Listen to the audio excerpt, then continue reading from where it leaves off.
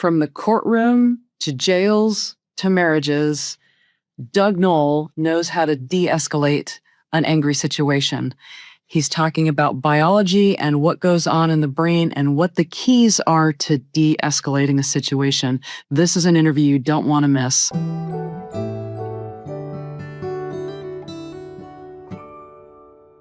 Hello, everyone, and welcome to this episode of Next Level Healing. I'm your host, Dr. Tara Perry. Have you ever walked away from a conversation thinking, how did that go so wrong? Or wished that you could ease conflict instead of getting pulled into it? My guest today has spent decades helping people do exactly that. He is a successful trial attorney turned peacemaker. He's a best-selling author and internationally recognized expert in conflict resolution. He's helped people resolve some of the most emotionally charged disputes imaginable, from prisons and courtrooms to families and workplaces. His work has transformed how thousands of people communicate under pressure. Today, we are exploring how to diffuse conflict, regulate emotion, and create connection, even with the most difficult people. Welcome to Next Level Healing, Doug Noll. Thank you, Tara. Great to be here. And thanks for that great introduction. You nailed it. You know, when we think of successful trial lawyers, we think of people who are crafty, perhaps devious, good at getting their way, but usually at the expense of others. How and where did you figure out along your journey that it was more worthwhile to open up and listen to what somebody else wanted and needed? It was a journey. We've both been trained by Master Choa Kok Sui and Stephen Cohen, people like that in the pranic healing world. And that was part of the journey. What happened was in the 1980s, back up. I grew up in Southern California, went to Dartmouth College, English lit major, came back to California, went to law school, clerked for a year for a judge. And I moved to Central California because I didn't want to go back down to LA and I didn't want to go to the Bay Area. So after my clerkship, I took a position as a junior associate at a law firm. And a month after I joined the firm, I tried my first civil jury trial. So they just sort of threw me into the deep end and said, sink or swim. Right. And I swam. And that's what I did for the next 22 years. In the mid-'80s, I picked up the martial arts. I started studying the martial arts, a northern Chinese animal style kung fu. And when I got my secondary black belt in 1990, right around just before my 40th birthday, my teacher said, go study Tai Chi as a martial art. So I did.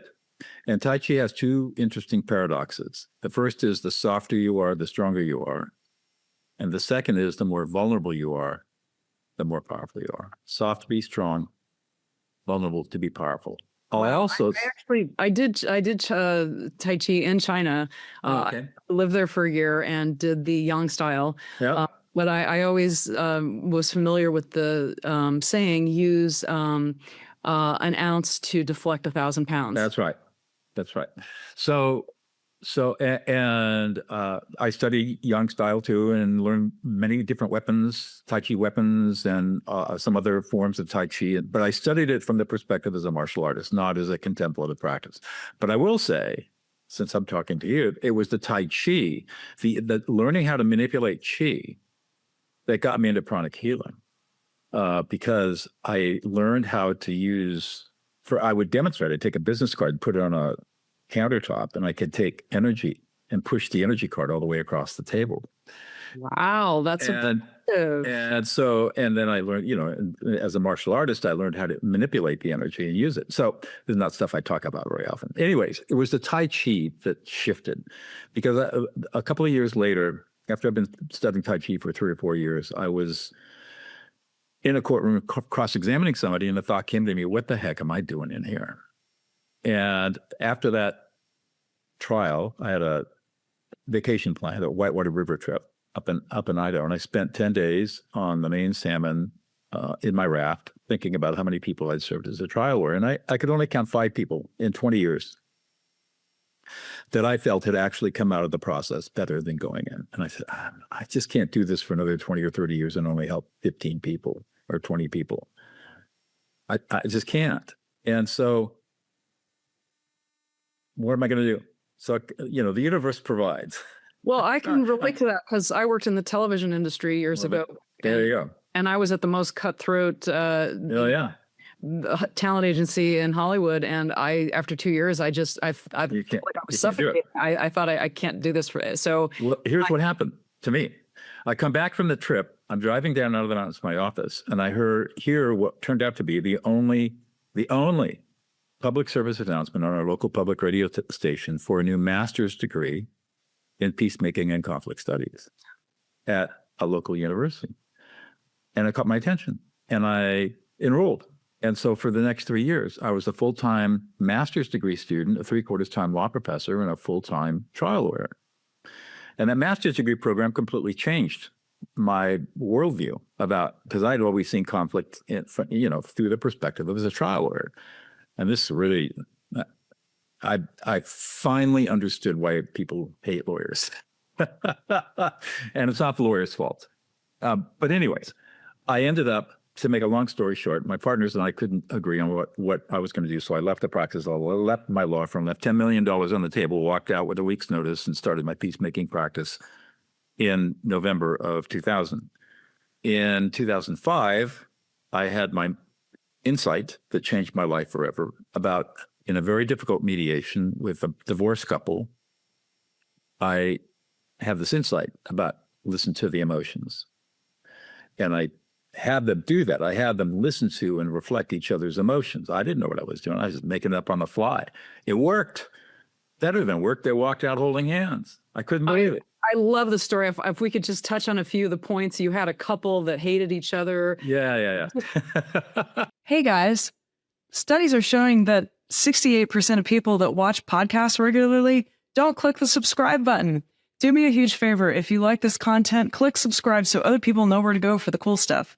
Thank you. This is in Santa Barbara. I get called in to do this mediation. The lawyer said, "Noll, get rid of this case. We hate these people." I did it for free because it was only $18,000 in controversy, and they'd each spent $50,000 in attorney's fees trying to destroy each other. It was a fight over a minor's trust, which is basically a bank account that is set up what had happened was when their children were young, before they divorced, there was an automobile accident. The kids settled with the insurance company. The money gets put into a savings account, and you can't take the money out as an adult, as a parent, without a court order. So years go on. The kids grow up. They're making a lot of money. Mom falls on hard times. Say, "Hey, can I take that money and use it to pay rent?" They all say, "Hey, go for it, Mom." Her mistake was she didn't go to get a court order. Her ex-husband, who lived in Bakersfield, across the mountains from Santa Barbara, finds out about it. He files a lawsuit against her for breach of fiduciary duty and fraud and all this stuff. They spend $50,000 each in attorney's fees trying to destroy each other. I get called in as the mediator. I walk into this conference room, 2 upper middle class, well-dressed people. And as soon as I finish talking about the process, they stand up and start screaming at each other. I'm sitting there saying, "What am I going to do with this?" And I just sat there. And that's when all of a sudden, out of the blue, the thought came to me, listen to the emotions. So I sat him down, and I got one person, I think I started with John, to tell his story. And Susan, all I wanted her to do was just name what he was feeling. Just tell us what John is feeling. And it took a while to get into it. But after 3 hours, John was sitting across the table from Susan, and tears were streaming down his face. And he said, "That's the first time you've listened to me in 25 years. Mm. They settled the case, recognized how stupid it was. They immediately settled it, resolved it, walked out holding hands to have lunch with each other, leaving me just to sit there and say, what was that all about? So I done what I did. I knew what I had done, but I didn't know anything about it. So I started playing with it in other conflicts, and I got the same result. And then finally, 2 years later, a brain scanning study came out of Matthew Lieberman's lab at UCLA that explained and supported everything that I observed. And basically, the brain scanning study showed that when you name feelings, in fact, it's called Putting Feelings into Words is the name of the study. You can Google it and pick it up off of, it's a public document, the study. What Lieberman and his colleagues found was that when you name feelings, the regions of the brain associated with negative emotion, primarily the amygdala and other limbic regions, were inhibited. They diminished in activity. And at the same time, only one area of the brain got active, the right ventrolateral prefrontal cortex, which is associated with emotional self-regulation and emotional self-awareness. So literally what happens when you name what somebody is feeling is you're helping them re-regulate a dysregulated brain. And it takes about 90 seconds. Unbelievable. Unbelievable. So I started teaching it. And because I was teaching, going to workshops, presenting workshops, going to conferences, teaching people. And all my, I was mostly teaching mediators and judges and lawyers and people like, and they were all saying, get out of here. No, you don't know what you're talking about. So that's when the opportunity to start Prison of Peace arose. And my colleague Laurel Coffer called me one day, and to make a long story short, in April of 2010, we stood in front of 15 women, all of them serving life and long-term sentences in the largest, most violent women's prison in the world.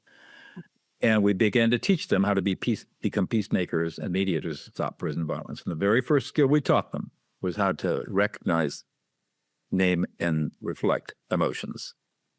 And the rest is history. For the next 10 years, I worked 2 to 3 days a week in maximum security prisons, both in California and in Connecticut, training long-term incarcerated people how to become mediators and peacemakers. And the results were just absolutely transformative in terms of what happened. Here in California, we've had over 800 life inmates who we certified as mediators after they went through all our training, and it's a lot, have been released on parole. Not one of them has reoffended. I love this. I love this. It's amazing. I wish more. Why is this not in every prison in the United States? Yeah, well, that's a good question for a lot of different reasons. Just why isn't this being taught in schools? Why aren't parents learning these skills? Why, why? It's my life work to spread this knowledge as far and wide as possible. And it's very difficult because we have a culture that's very biased against emotions. We learn from a very early age that emotions are bad, emotions are sinful, emotions are evil, emotions make you weak, emotions are irrational. Don't be emotional, don't be a drama queen, put on your big girl panties, don't cry, rub dirt in it. And emotions aren't scientific. Which is, of course, totally wrong. And it's just this bias we have, a cultural bias we've had against emotions going all the way back to Plato. And so philosophers and theologians have been telling us for 3,500 years that emotions are bad. It turns out that they're wrong. There's no such thing as rationality. We're emotional beings. Every decision we make, every behavior we engage in is emotional. Well, I think every salesman knows this because they teach you that people buy on emotion. Here's the thing. Well, that's right. That this is what they're told, but they're never taught how to do it. And that's the other problem. We got all these people out there telling you what to do, but nobody telling you how to do it. And that's where I'm different from everybody else. I go into the how with the science. So that led to my fourth book, Deescalate, How to Calm an Angry Person in 90 Seconds or Less, which came out in 2017. There you go. And it's now in 5 languages. It's sold over 50,000 copies around the world. And my fifth book, called Empathy Leadership, takes these same ideas and puts them in a leadership context. And that's coming out in September. So what I'm trying to do is spread the word about these concepts, because if you learn this stuff, and it's not hard to learn it. In my coaching practice, it takes people 8 to 10 weeks of 1 hour coaching a week to get it, where they really got it. You'll never have a fight or argument again in your life. Ever. Never. All you have to do is just learn the skill and then deploy it. That's what this is all about.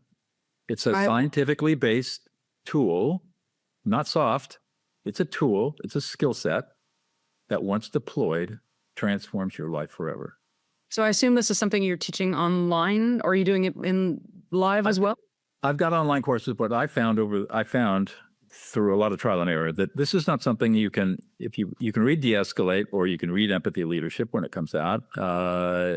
You can do my online courses, but really you need a role play. You need to practice. It's like riding a bicycle. You can't learn how to ride a bicycle by reading a book on how to ride a bicycle, right? The only way you can ride a bicycle is to get on it and get up and go.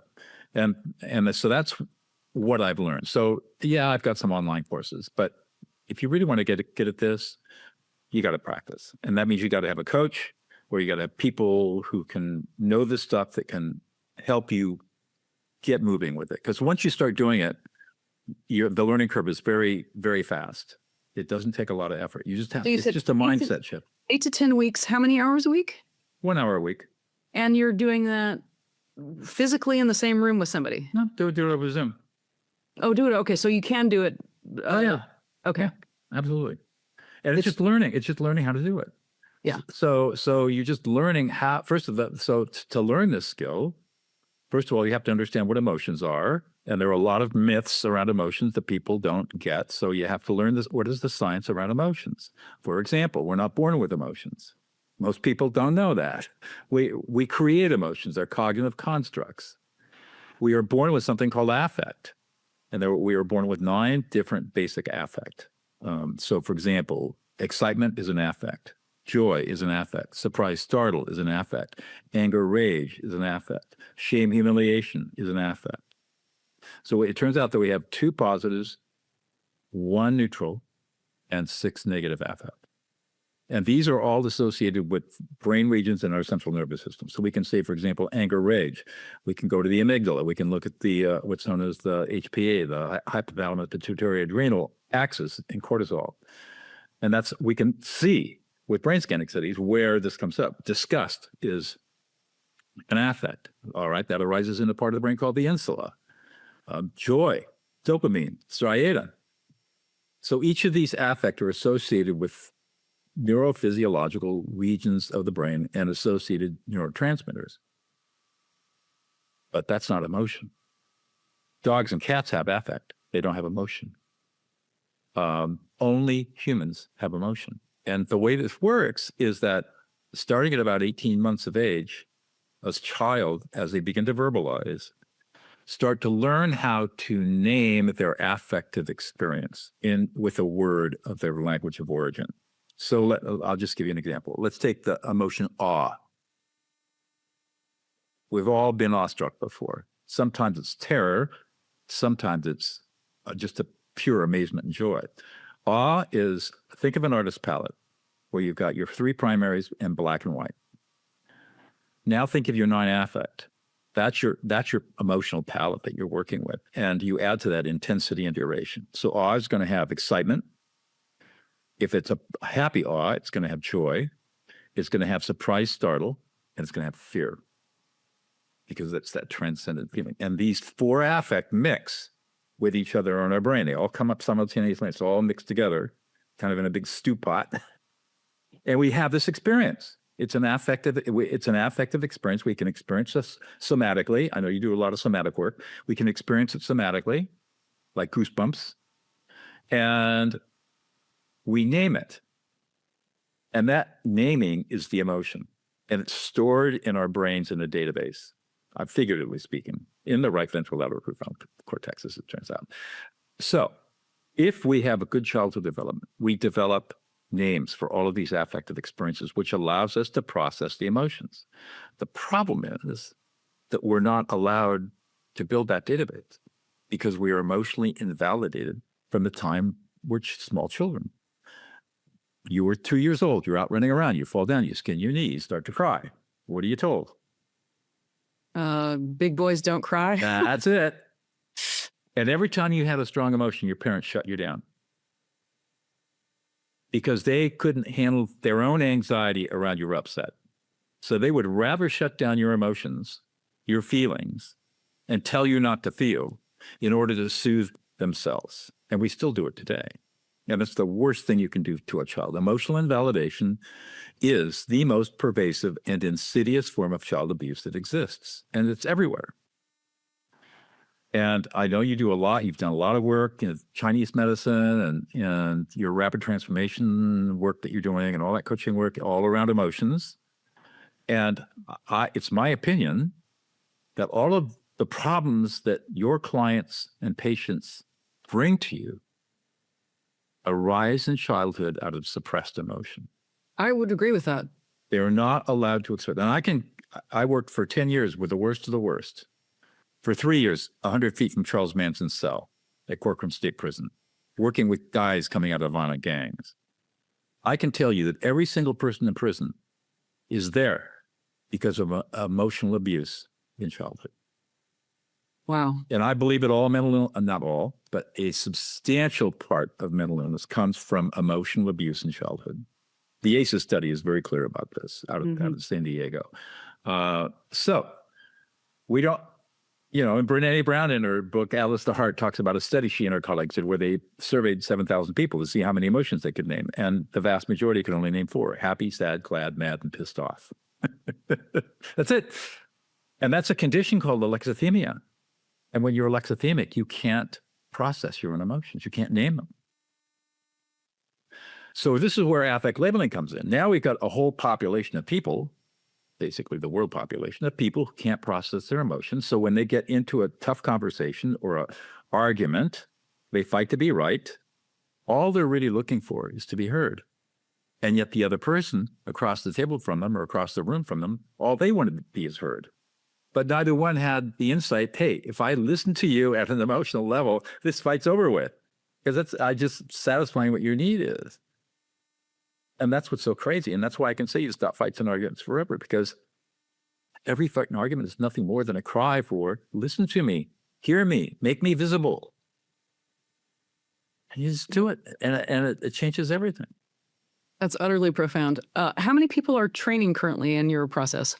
Oh, hundreds of thousands, probably. I mean, if you count all the people who bought my books, done my webinars, I've trained in workshops. Yeah, I mean, it's tens and tens of thousands. Probably, I wouldn't be surprised if 100,000 people had been exposed to my work in one way or the other.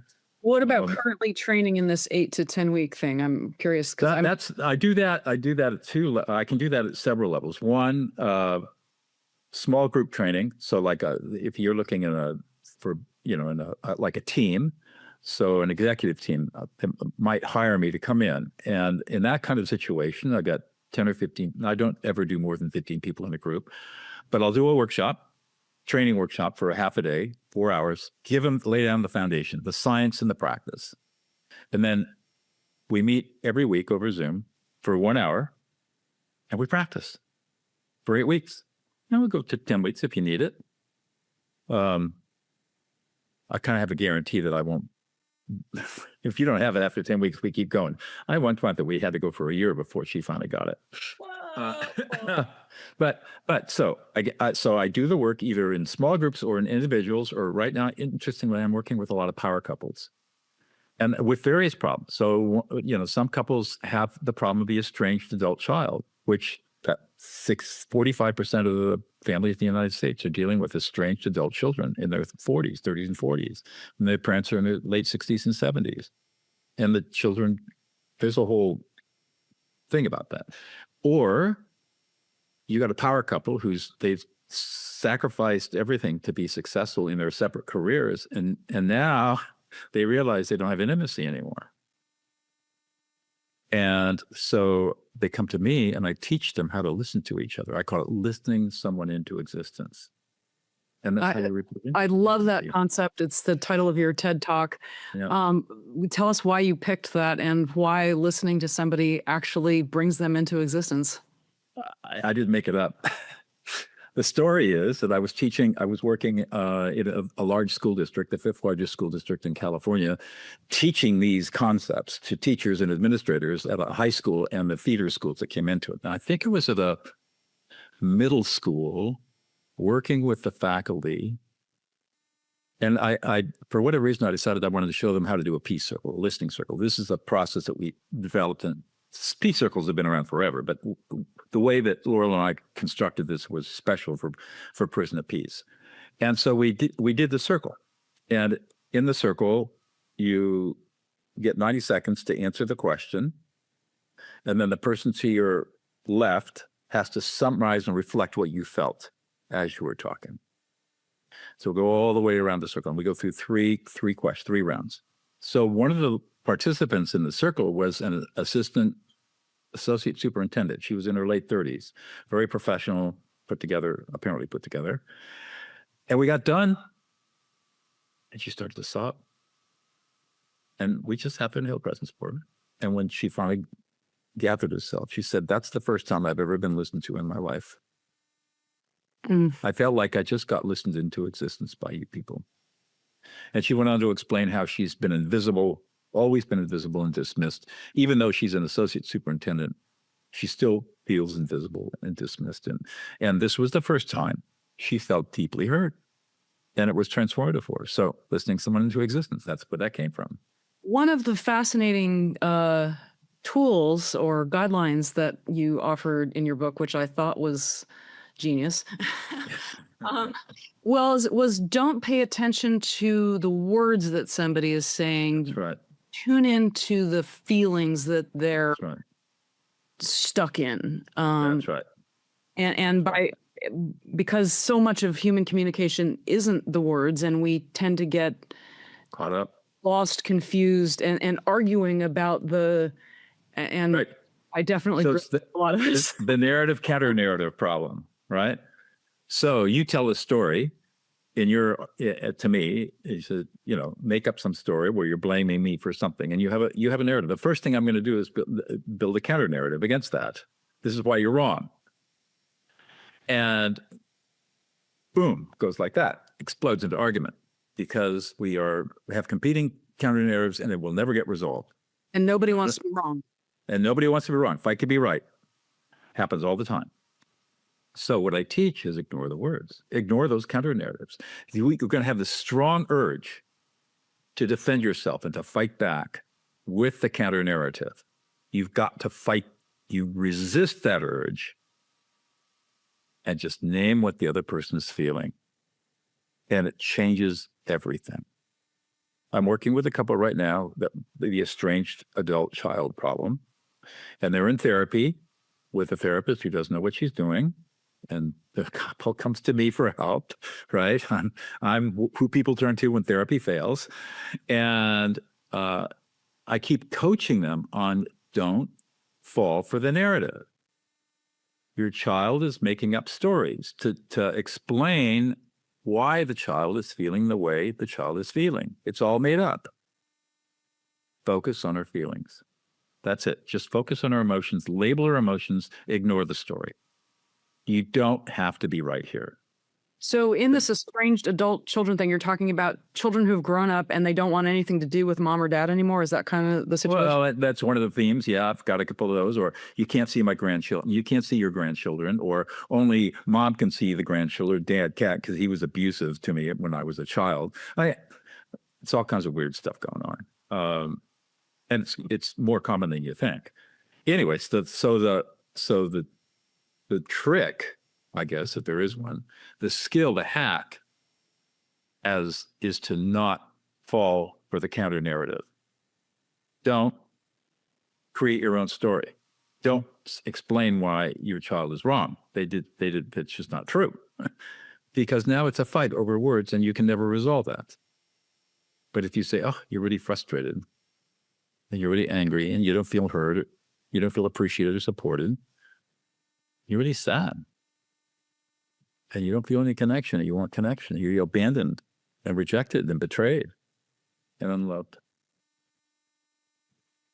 What do you say to that? And what I also loved in your book was that even if you're not 100% right, you're giving them the opportunity to tell you what is 100% right. That's right. You can never be wrong here. Everybody worries, what if I get it wrong? Who cares? As long as you're naming emotions from the other person's frame of reference, using you statements, not I statements. No I statements, no questions, no passive voices. Which is the complete opposite of what so many people have taught for so many years. That's so amazing. Well, yeah, let's go into that for a second. So everybody's learned active listening. What I think you're saying is X, or what I think you're feeling is Y. Doesn't work. Never has worked, never will work. Don't do it.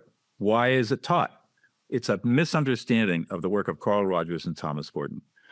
Gordon was a student of Rogers. They were both at the University of Wisconsin-Madison. And Rogers, of course, was his famous humanist psychology of the 20th century, wrote a bunch of really beautiful books, but he was a clinician, not a scholar or a researcher. So he didn't really understand what he was doing. Thomas Gordon was one of his students and got his PhD and co-wrote a chapter in one of Rogers' last books about listening. And he was the one that, I think Rogers, somebody, one of the two of them, I'm not sure which one, coined the term active listening. And so what Rogers began to teach was, he called it parent effectiveness training, and then later leadership effectiveness training. And what he taught was to use I statements. Because if people were using an accusatory you statement, that tended to escalate. So rather than escalate, take responsibility for your own feelings. When you leave your socks on the floor, I feel really frustrated and disrespected. Do you mind picking up your socks? That's Gordon's formulation. Well, that got perverted in the human potential movement of the mid 60s to 70s. And it got perverted around to what I think you're feeling is X. Instead of me asserting my own feelings, which is the Gordon formulation, and it's correct, what he teaches is correct, it got twisted around. Because people felt that if you used passive voice and used an I statement, you created distance, you were being respectful, and you weren't being confrontational. And it turns out that active listening pisses people off. If it worked, I wouldn't be here talking to you. I'd be using it.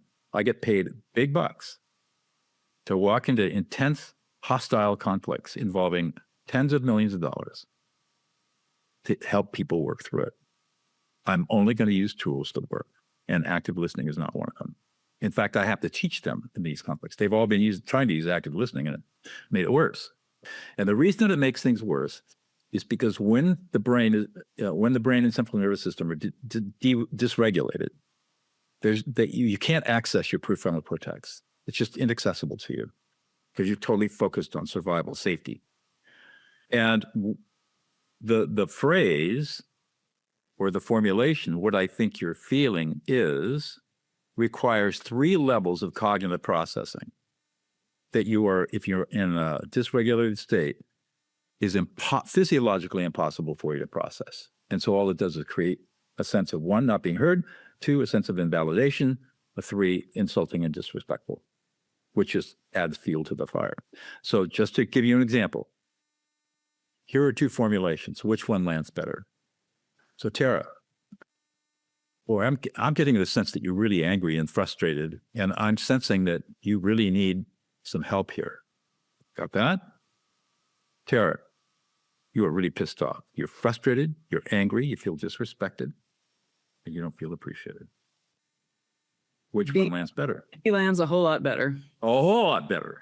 But that's so subtle, the difference between the two, because so many of the words that you used were the same. That's right. It's subtle, but it's powerful. And the reason that this is difficult to push out into the public is because I'm doing something that we've been told not to do. I'm being told to tell you what you're feeling. And if we live in a culture where emotions are evil, and emotions are wrong, and emotions are feminine, and emotions make you weak, and I'm telling you what you feel, I'm going totally against what our culture teaches. It's counter-normative. But it also feels so much like with the second one that your goal isn't to be right, it's to That's understand correct. me. It's my goal isn't to understand. My goal is not to be right. My goal is to help you re-regulate your nervous system to a state of calm. That's all I'm interested in. It's not about me at all. I have no agenda in this other than to move you from a dysregulated state to a regulated state as quickly as possible. And it takes about 90 to 120 seconds. Unbelievable. Amazing. So, Go ahead. So that gets back to, why do we ignore the words?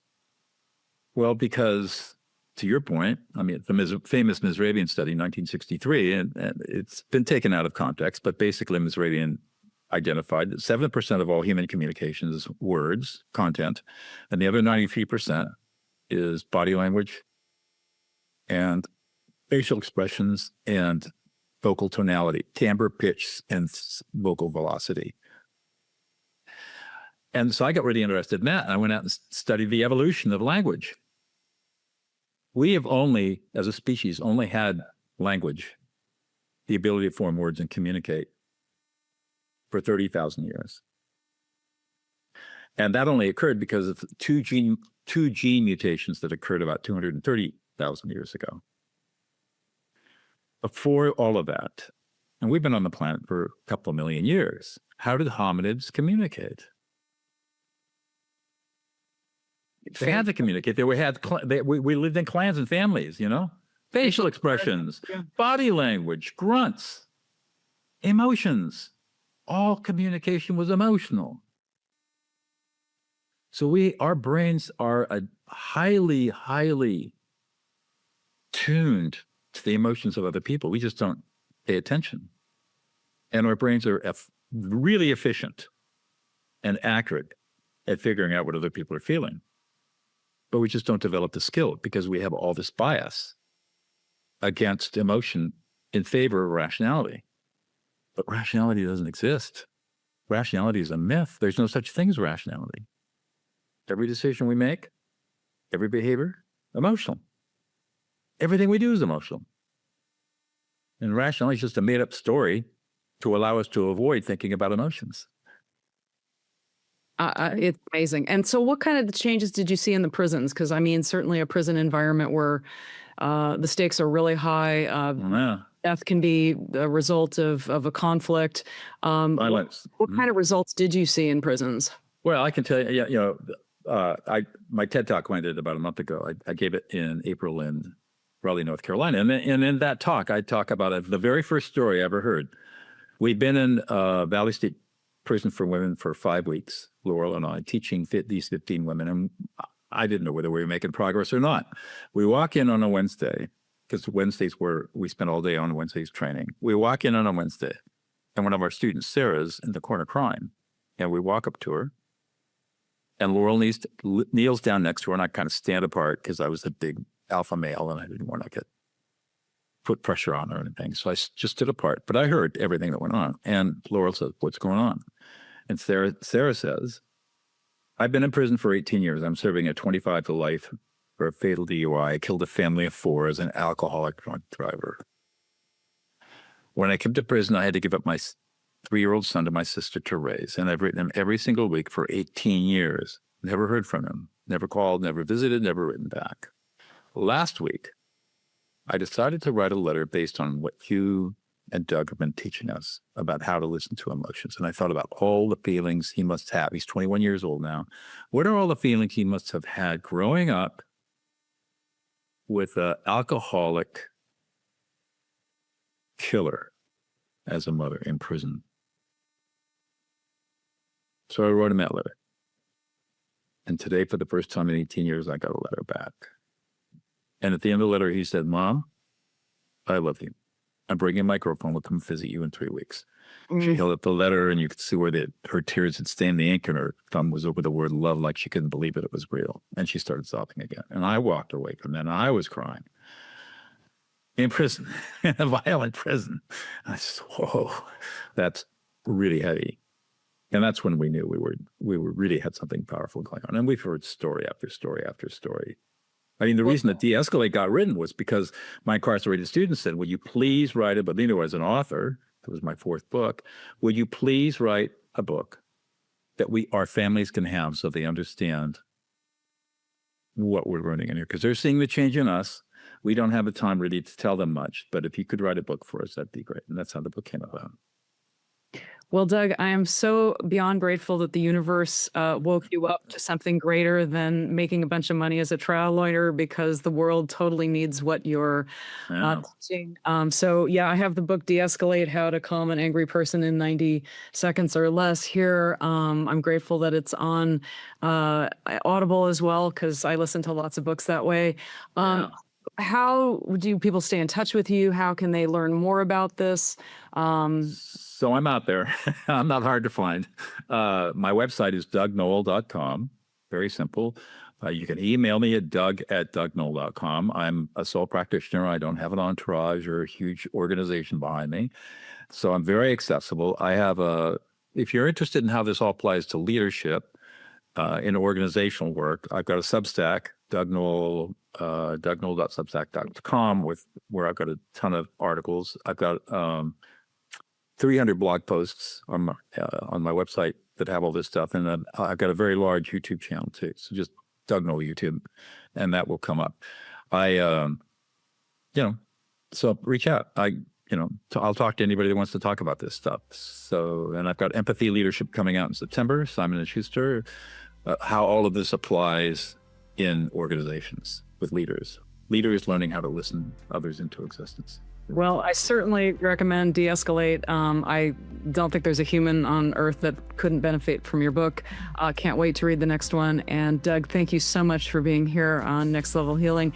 Folks, please share this with everybody, because we all have conflicts, and just being able to elegantly de-escalate it and have another person feel seen and heard is valuable for everybody.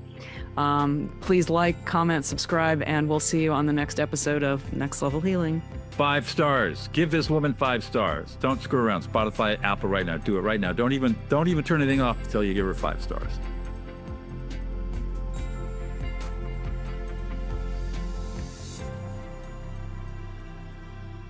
This podcast is intended for the purpose of providing information and education. It does not provide advice and is not meant to be used for any self-diagnosis or the replacement of any kind of licensed professional. The creators and individuals appearing here do not endorse any specific tests, positions, medications, products, or procedures. The views and opinions expressed in this podcast are of the speakers and do not necessarily reflect the views or positions of any entities they represent.